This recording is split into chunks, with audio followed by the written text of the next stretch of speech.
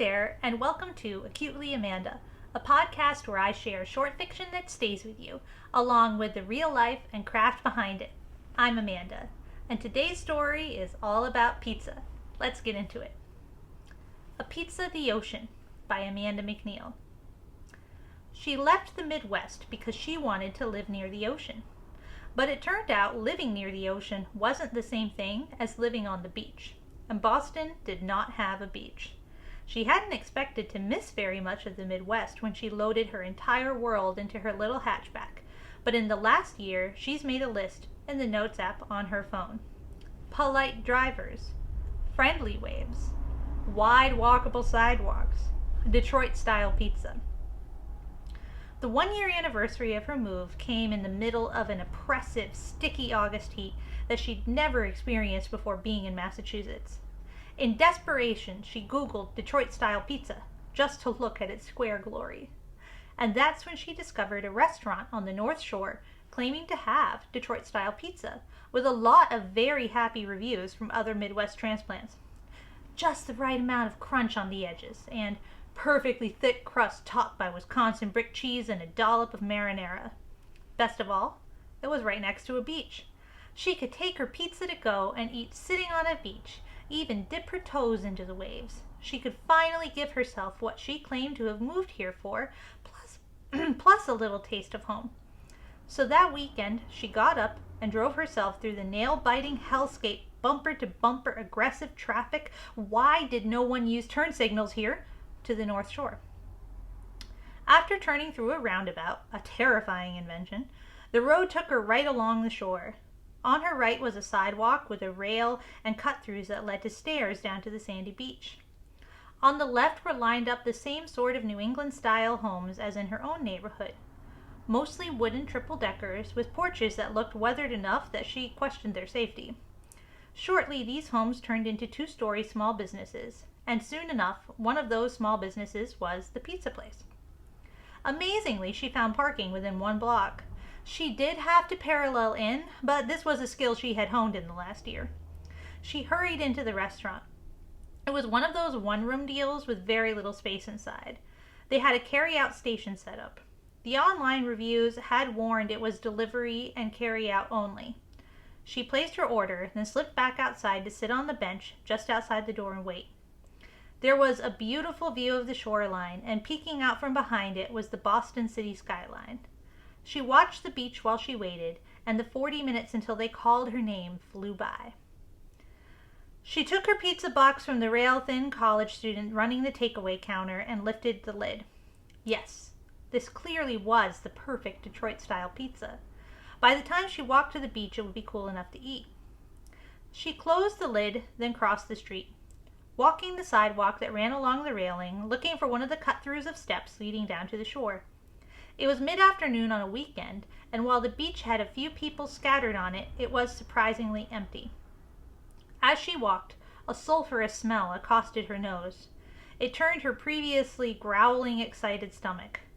Used to city smells at this point, she looked around for an overflowing trash can, but none was to be found. She hurried toward the stairs just a few feet away, thinking that it must smell better down along the shore. But as she approached the stairs, not only did it smell worse, but she noticed a red flag. "Warning," it said. Yes, yelling in all capitals, just like that. "Bacteria level unsafe." A white sign to its left had an image of a person swimming with a red no circle through it. "Warning, no swimming. Swimming may cause illness. Reason, elevated bacteria." Shifting her pizza box to one hand, she fumbled out her phone and searched for the name of the beach and bacteria. The results made her gasp. Sewage mixed in with the water here? It was the second most polluted beach in all of Massachusetts? Tears stung her eyes as she looked back out at the gorgeous expanse of wet sand, realizing all of it was contaminated by literal sewage. She turned and scurried back to her car. Climbing into the passenger seat, she sat, staring out at the polluted, idyllic beach, while she bit into what really was the perfect Detroit-style pizza.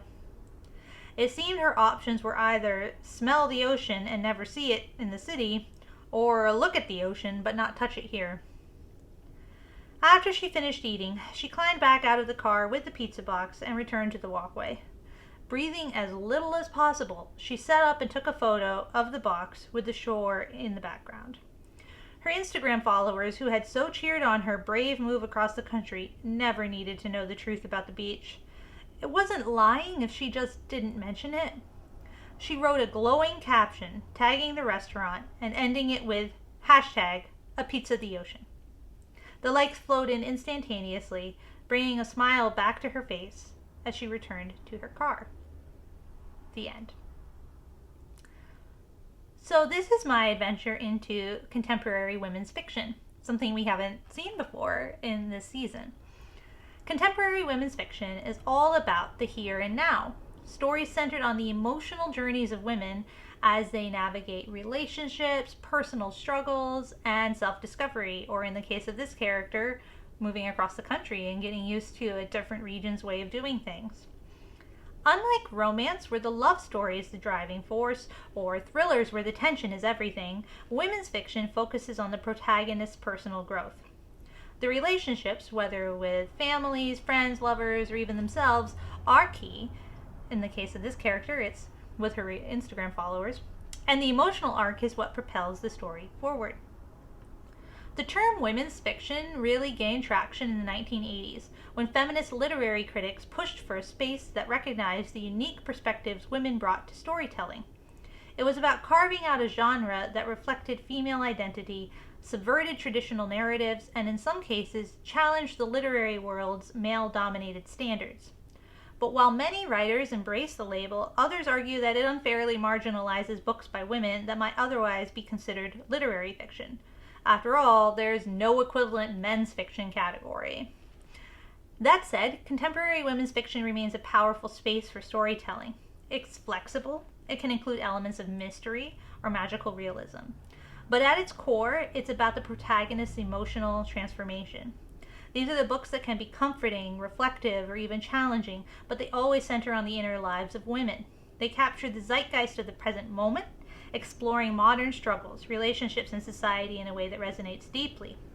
Love it or hate it, women's fiction as a label isn't going anywhere anytime soon, but what matters most is what these stories do, reflecting the depth, complexity, and richness of women's experiences in ways that stick with us long after we've turned the last page. Now, a little bit about what inspired this piece of fiction. Now, I'm not from the Midwest, I'm actually from Vermont, but my spouse is from Michigan, which is in the Midwest, and he introduced me to Detroit-style pizza, which is incredible.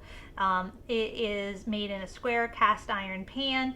It is covered with Wisconsin brick cheese, and there's the marinara sauce goes on top.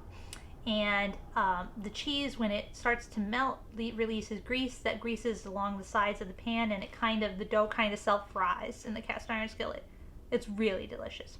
And there really is one restaurant at the time that I wrote this. I think there's an additional one now, but this is the most famous one in New England, that offers it on the North Shore next to Kings Beach. And Kings Beach is one of the most polluted beaches on Massachusetts. It is beautiful to look at, but you can't walk on it or touch the water often. Sometimes you can, but often you cannot. That's it for this episode of Acutely Amanda. If you enjoyed this story and discussion, drop a like and let me know what resonated the most in the comments if you're on YouTube. Don't forget to subscribe, and if you're interested in some longer form versions of my writing, check out opinionsofawolf.com/publications. Thanks for watching or listening, and I'll see you next time. Bye.